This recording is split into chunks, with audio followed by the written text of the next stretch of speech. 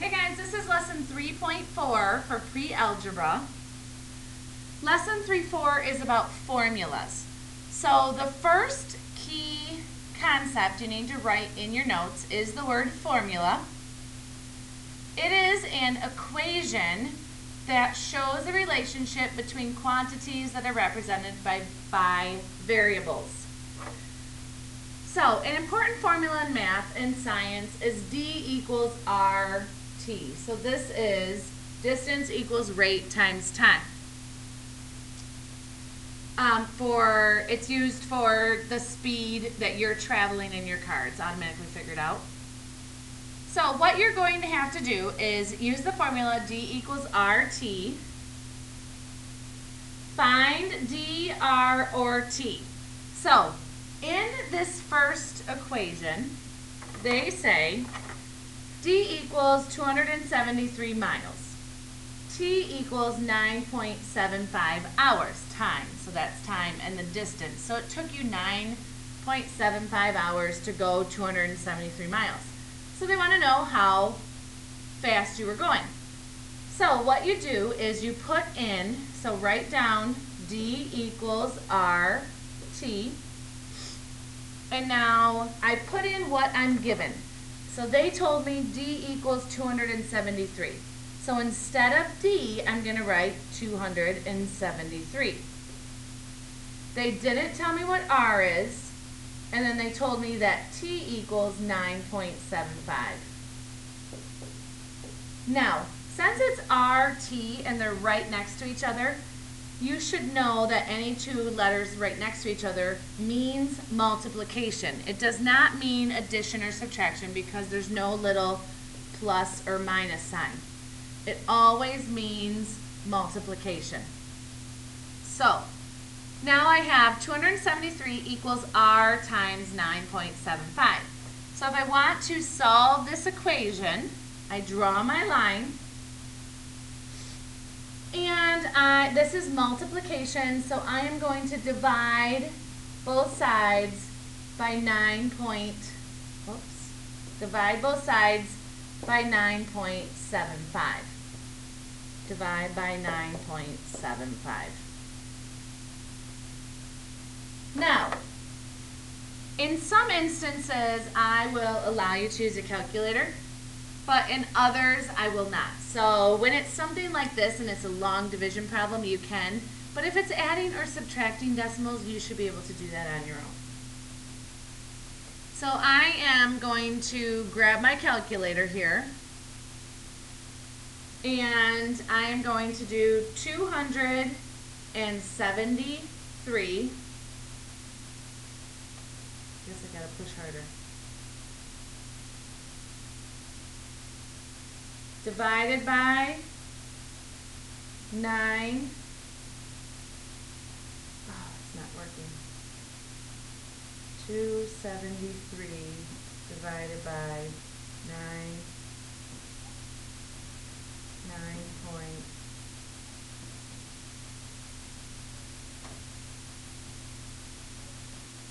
All right, I got it to work. So that equals 28. So the rate equals 28, and it's miles per hour. Now how they got that is because it's a division problem, and I had miles on top right here. The 273 were the miles. Per is the division, and then hour is the time. So it's miles per hour. So try this next one, push pause, try this next one, and we'll see if we come up with the same answer.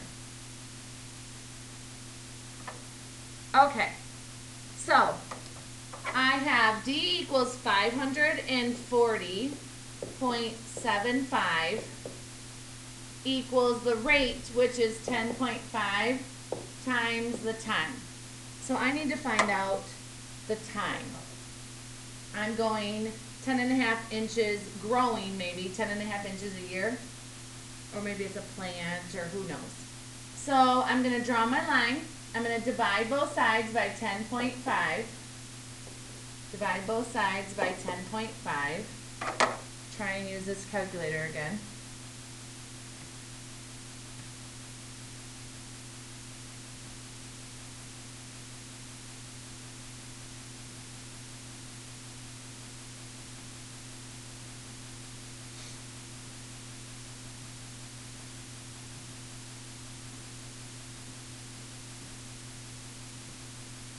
$51.5 is the answer.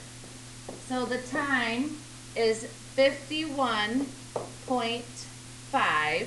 Now you can look and you can see, okay, this was inches and this was inches per year. So then this would be years because they cancel each other out.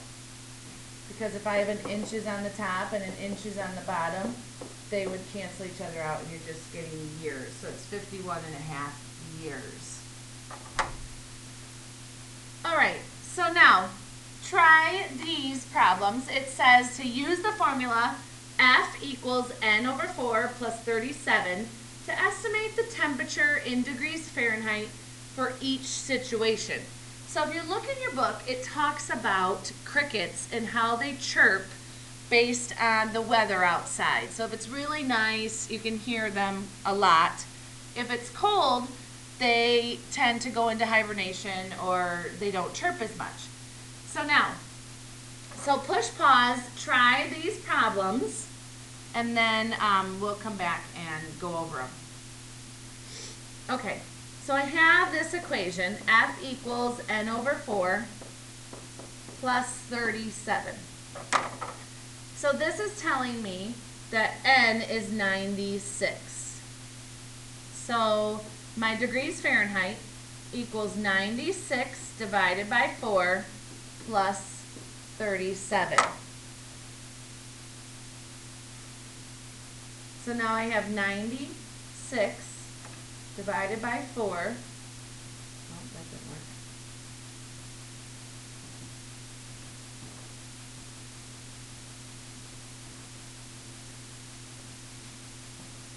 24 plus 37.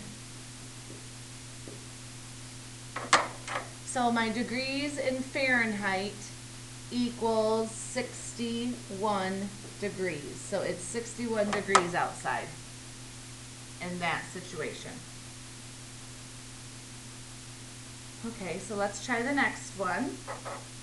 88. So you're going to do F equals 88 over 4 plus 37.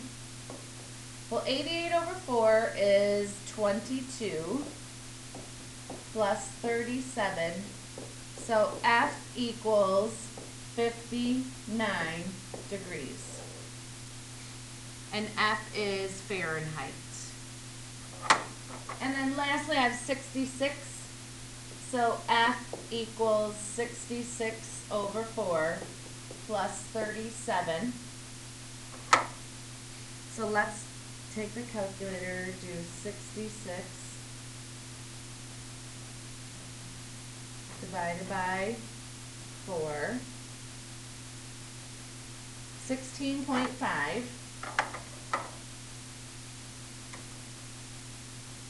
16.5 plus 37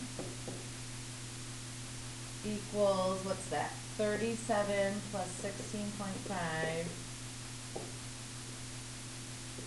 53.5. 53.5 degrees. F equals. Don't forget the F equals at the beginning of your formulas.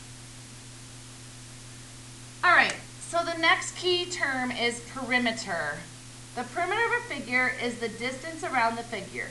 You can find the perimeter of a rectangle by adding the lengths of the four sides or by using the formula twice the length plus twice the width. So, find the perimeter of each of these rectangles, push pause, and then we'll come back and go over it. All right, so the perimeter of this first rectangle is really 27.3 plus 27.3, which is this other side, and then plus 16.8 plus 16.8, because then you have this other side. 16.8. So you just add them together. 27.3 plus 27.3 is 54.6. And 16.8 plus 16.8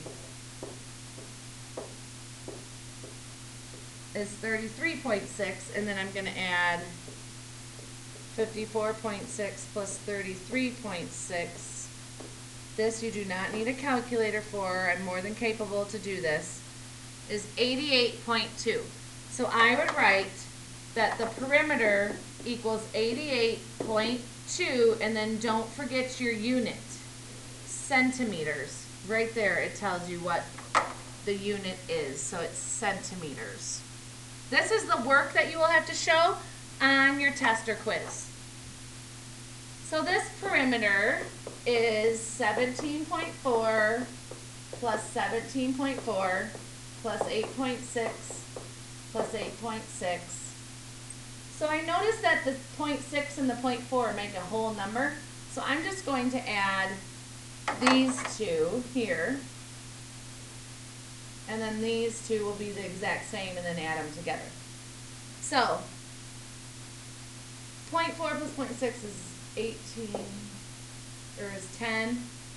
8 plus 8 is 16, and then so it's 26 total, and then 26 plus 26 is 52. So the perimeter for this rectangle is 52 inches. In the next couple lessons, we're going to be working with decimals. So I think that's why they're introducing the decimals in this lesson, because you're going to have to add and subtract decimals in the next two. All right, so that is it for your notes for 3.4.